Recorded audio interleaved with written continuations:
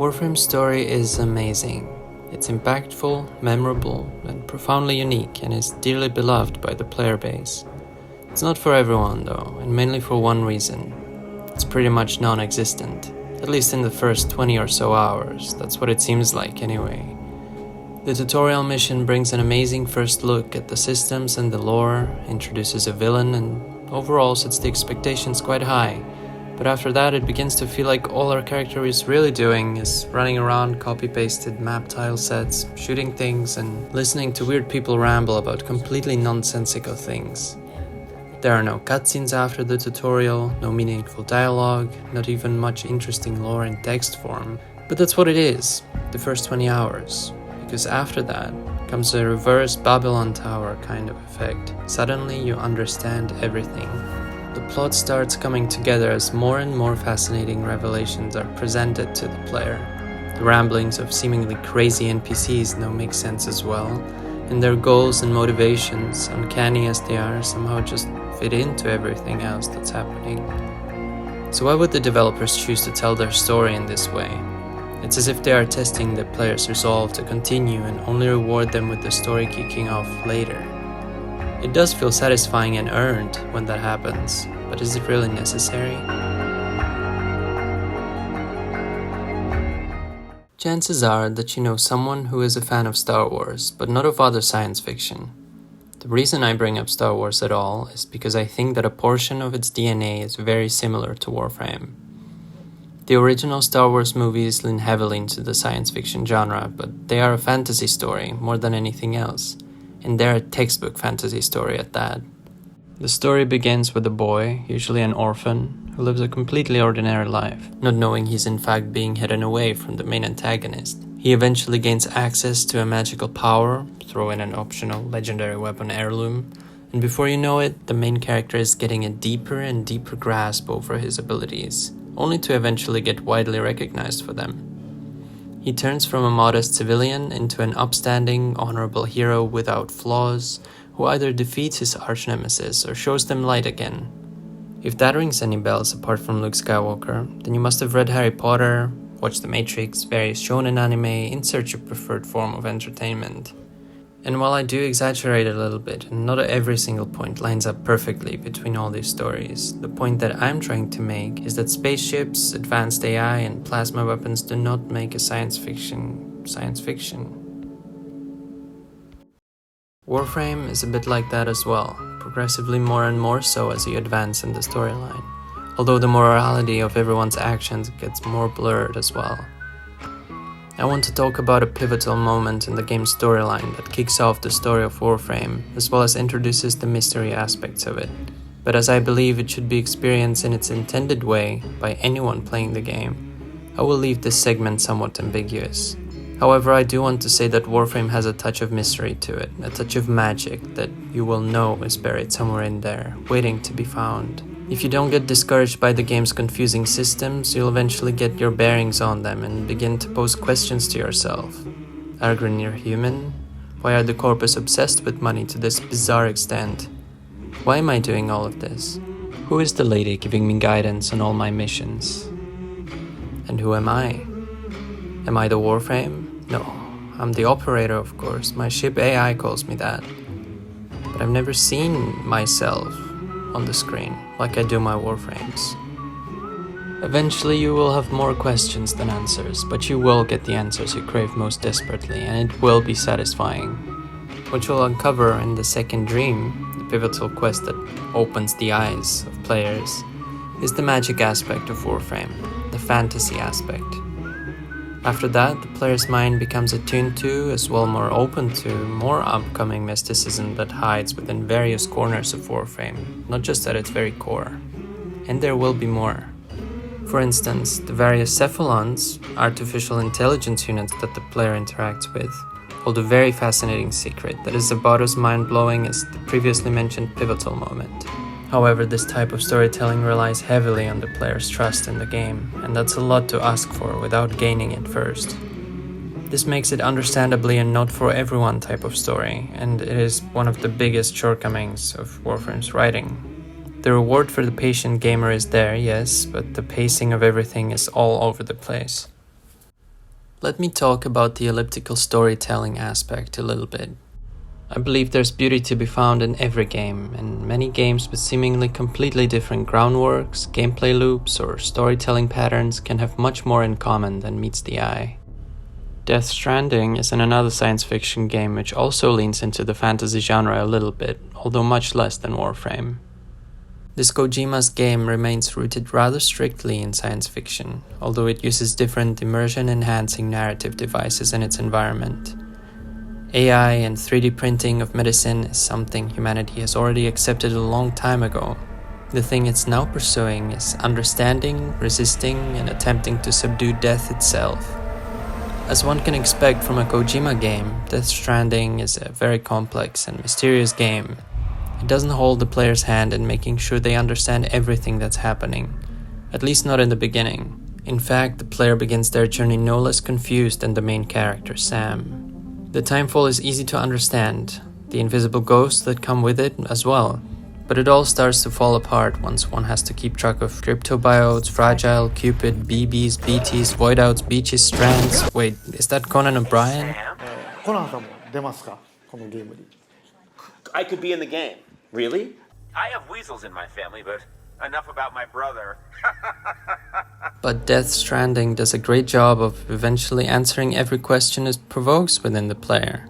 At the end of the playthrough, it can feel like an achievement, having used 100% of your brain power to scale this mountain of a plot that many people unjustly label as needlessly complicated or pretentious pseudo-genius story. While one doesn't even necessarily need to read all the lore essays available in Sam's data logs.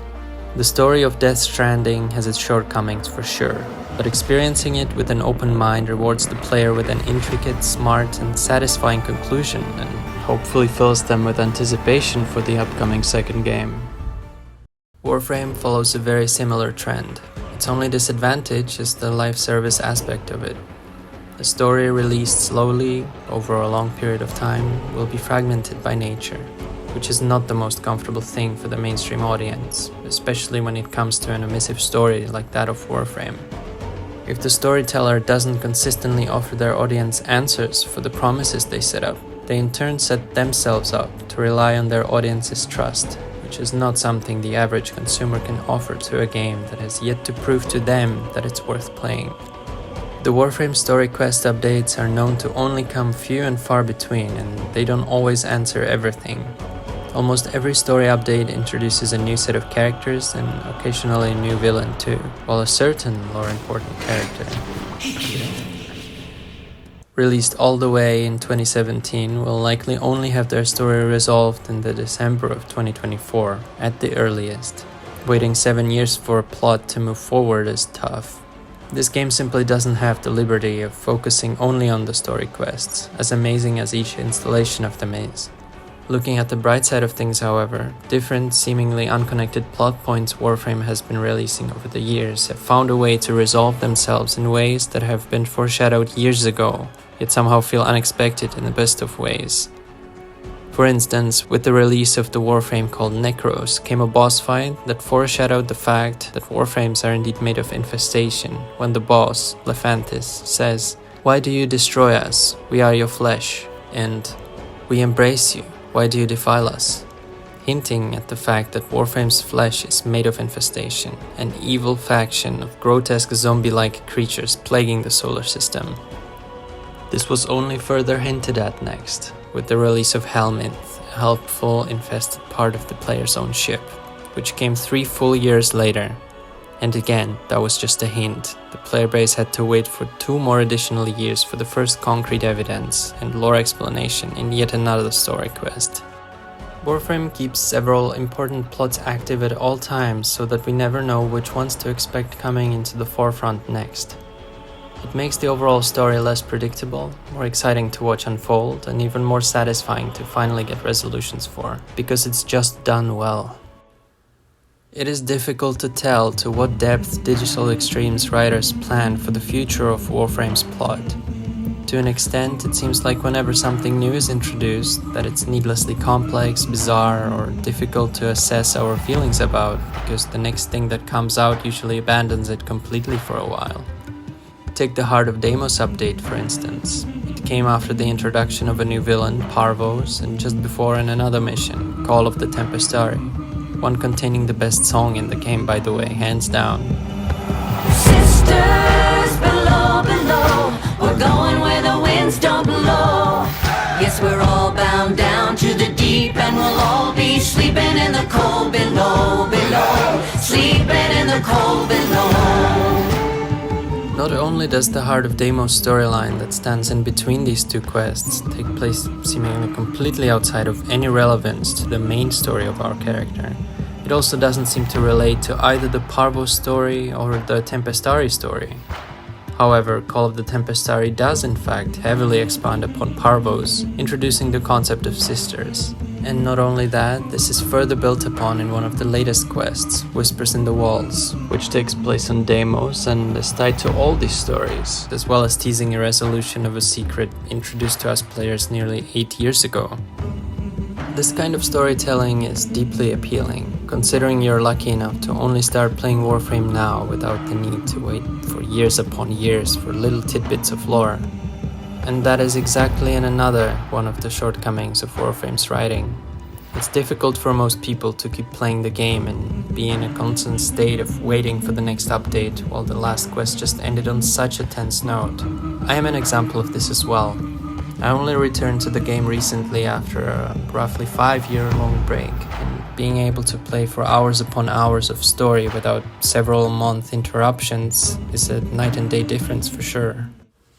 The writers are clearly very talented, but I also want to bring up the option that they in fact do not plan ahead as much, because that could arguably make the writing even more intelligent, as adaptability is something even the most skillful of writers must possess if they're to be recognized as the best among the good. Take Breaking Bad, for example, a show that is in no need of introductions, and one that everybody considers the perfect example of a well-written, well-closed-off TV show story.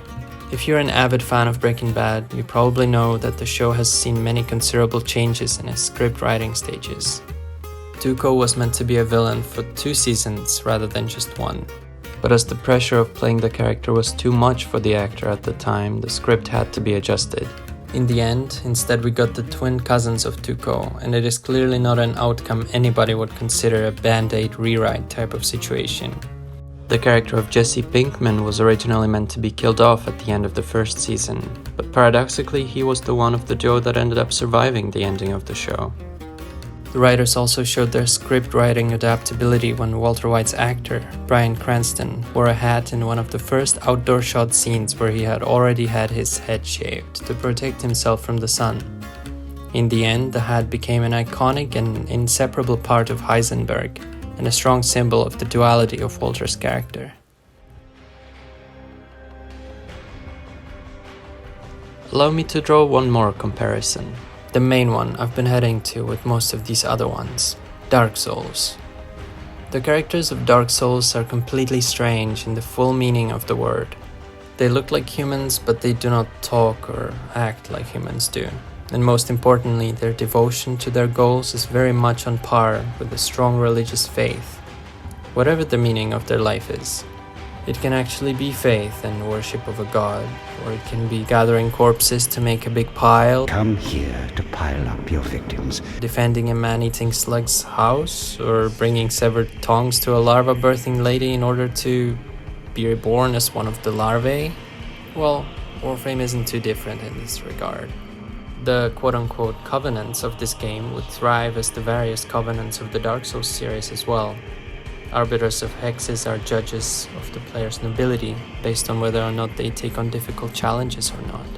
Cephalon Cimaris lives for knowledge and preservation of all that was ever created, but promotes only conflict in the sanctuary, where he keeps the essence of all things. Possibly sadistic exercise we all participate in for our own gain. Red Veil is an organization seeking to cure the world of corruption with a violent purge. At their base, there is ironically a Grenier soldier being subjected to painful torture, while he himself is a part of a different organization that is also plagued by hatred, just the same as Red Veil. An interesting thing is that the player doesn't get much access to more of the lore of these organizations, besides a few rare interactions. Their strange goals that aren't strongly elaborated on by the game's narrative makes their cults and moral codes more believable, intriguing, and thought-provoking. While the characters and their often obscure motivations do make Warframe resemble the Soulsborne games, there is one more way in which these two are similar. So in what other possible way does Warframe resemble Dark Souls? Well, of course in its elliptical emissive storytelling. The director of Dark Souls, Hidetaka Miyazaki, revealed in an interview for The Guardian in 2015 that the emissive storytelling of his games is inspired by his childhood. He was fascinated by books from a very early age, an age when he couldn't even fully read yet. This resulted in him needing to fill the gaps he couldn't understand with his own imagination. The games that he and his team at From Software have been making were on them a spotless track record, releasing hit after hit, with only 2 arguable misses in between, public reception speaking. Warframe works in this principle too, but only to an extent. As a public service game, it cannot satisfy the player's curiosity completely like Death Stranding does, but it also doesn't leave the majority of its plot ambiguous for the player to interpret on their own. As a result, the player ends up with a perfect cocktail of ambiguity and clarity on their journey through Warframe's story, provided it's something they're looking for. It is an amazing feeling to be constantly intrigued by a game's story, to constantly thirst for more, and to have the plot often remind itself to your thoughts when you're not playing. It feels even better to be drip-fed resolutions to these questions that have remained open-ended for such a long time, but it can be annoying to wait. This is not a type of storytelling that will intrigue everyone, but it is a very refined style that the developers definitely deserve merit for. With the new game in development of Digital Extreme Studios, Soulframe, it will be interesting to see whether the developers change anything about the way they choose to tell their stories, now that they are less restrained by budget. The latest installations of Warframe's chapters have clearly benefited from the game's growth, after all. It all remains to be seen. Thank you for watching.